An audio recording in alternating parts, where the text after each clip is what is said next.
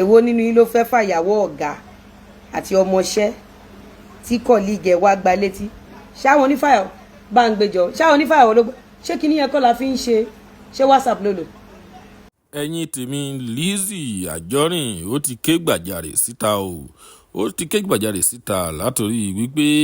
wọ́n fi ẹ̀sùn wípé òun fẹ́ arákùnrin tí a ń pè ní Sunday Igboho. Wọ́n ní ìfẹ́ ìkọ̀kọ̀ wọn ní ó ti padà jáde o. Àṣírí Lizzy Anjorin ti tú gẹ́gẹ́ bí ọ̀rọ̀ tí wọ́n sọ. Ẹ̀yin èèyàn wa ẹ fi ara balẹ̀ kí ẹ gbọ́ nǹkan tí Lizzy ní láti sọ nípa ọ̀rọ̀ náà. Ó ti yá. Ṣé onífàyàwó gangan ló gbá mi létí ni àbọ̀mọṣẹ́ àbáwọn kọ̀lígì tèmi just frustrated. Ògún ló máa pa ẹ́ tọmọtọmọ Ìyábọ̀ Òjó. Ó ní ṣé bí Ìyábọ̀ Òjó ló kọ Land Rover Discovery Range Rover Discovery Evoque lèmi lò ó mo lo Evoque and Vogue Range Rover Vogue and Evoque mo lo Range Rover Evoque ní 2014 mo lo wọ bẹ́ẹ̀ 16 no bẹ́ẹ̀ 15 ṣá mo change ẹ̀ sí Range Rover Vogue Evoque.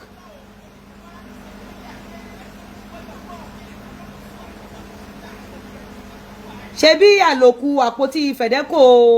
range 1960 kan tán ló gbà lọ́wọ́ pásítọ̀ kan bírọ́ ni bóòtọ́ ni ṣé bí yẹn ni Discovery yẹ́ wo ni range Discovery yẹ́ wo ni Discovery ṣé bí Ìyábọ̀ Òjó náà dáṣì ní Discovery kan tó ti pẹ́ láti 1960 báyìí. Hello sir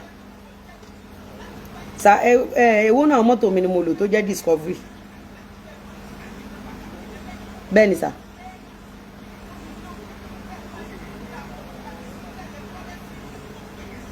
LR3 yẹn ni Discovery. Okay sà. Ẹ ṣé sà. Wọ́n ní èèyàn kan ló dáṣì mi ní Discovery yẹn ni. Èmi ò mọ̀. Bóyá bọ̀bọ̀ tí mo gbé lọ sí police station. So Ìyábọ̀ Òjó ẹ làrù mi kí ló ṣẹlẹ̀ náà ẹ jẹ́ n tún gbọ́ mo jáwọ́ pé mi ò lo mọ́tò kankan ẹ làrù that was how many years ago ẹ jẹ́ kí n wò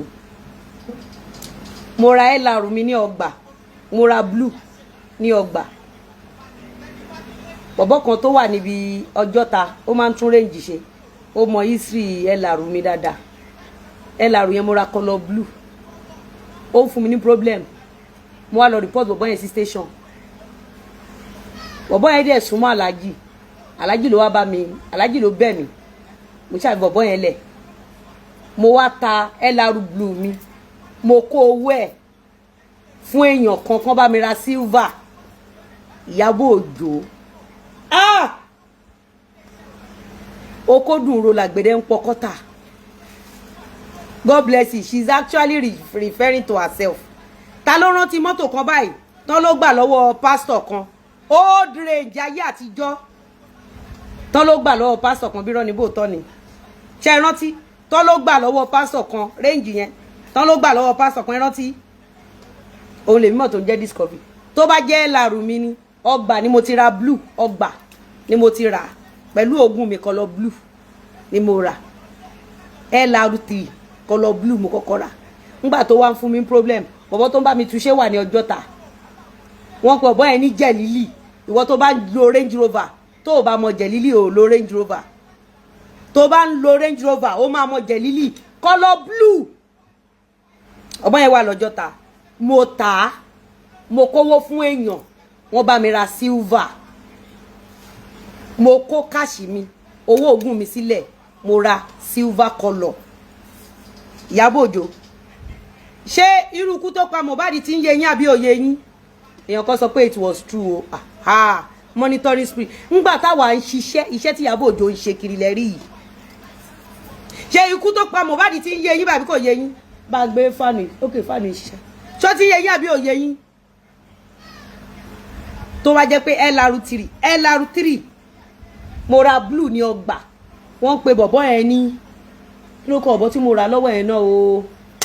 bọ̀bọ́ yẹn wà lọ́gbà ìjọba mi pé wọ́n pé kí lórúkọ bọ̀bọ́ tí wọ́n ní kí má mú lọ police station tó ta LR3 fún mi ní ọgbà Ìyábọ̀ ṣé ikú tó pa Mohbad ti ń yé yín sí àbí òye yín nígbà táwa ṣiṣẹ́ orí burúkú tí Ìyábọ̀ Òjó ń ṣe kiri rẹ̀ bá ń bèrè kí lórúkọ bọ̀bọ́ yẹn tó bá wà ní ọgbà tó bá jẹ́ni tó ń ta mọ́tò ó máa mọ bọ̀bọ́ tí mo fẹ́ dárúkọ yìí bọ̀bọ́ tó ta LR blue fún mi tó fún mi problem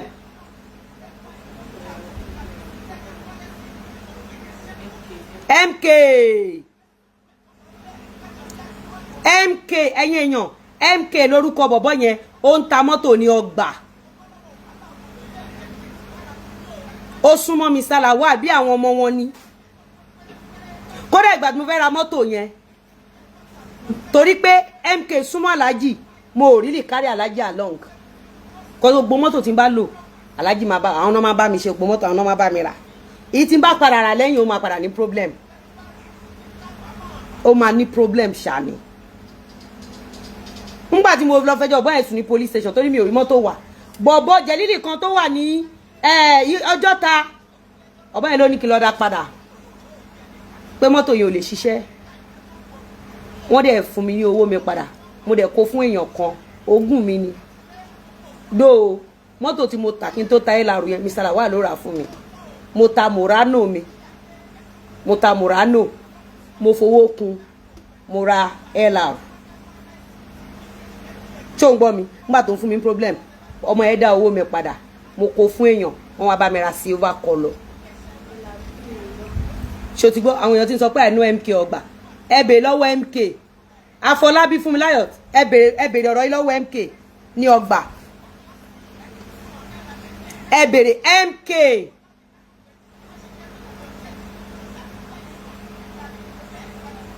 okay her mother was doing dakudaji then so because of her business between alólórí burúkú ni Ìyábọ̀ ṣé mo ti gbélé fún yín rí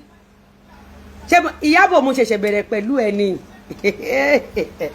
ẹ bá ń change aṣọ ẹ̀yin ọmọ Ọlọ́run èmi àti ẹ ṣẹ̀ṣẹ̀ bẹ̀rẹ̀ farabalẹ̀ fún mi ní gèlè white MK lọ́gbà mo gbé lọ police station kan ló dà kó ti dáwó Aláàjì pè mí lọ́jọ́ Aláàjì ní pé àwọn fún mi ní 5 minutes kí wọ́n bá yẹn kó station yẹn kẹ́kọ̀ọ́ gbọ́dọ̀ wọ cell Aláàjì ní àwọn fún mi ní 5 minutes pé kò gbọ́dọ̀ wọ cell yẹ́n mo sọ fáwọn kí n tó ra mọ́tò mi náà bọ́dẹ́ pẹ̀ ṣe ra Murano fún mi ìdẹ̀fẹ́ máa disturb yín mo jẹ́ wọ́n pé òkè kí n fowó kun kí n ra ẹ̀là pé ẹ̀là yẹn wù mí no fún mi ní ìyẹn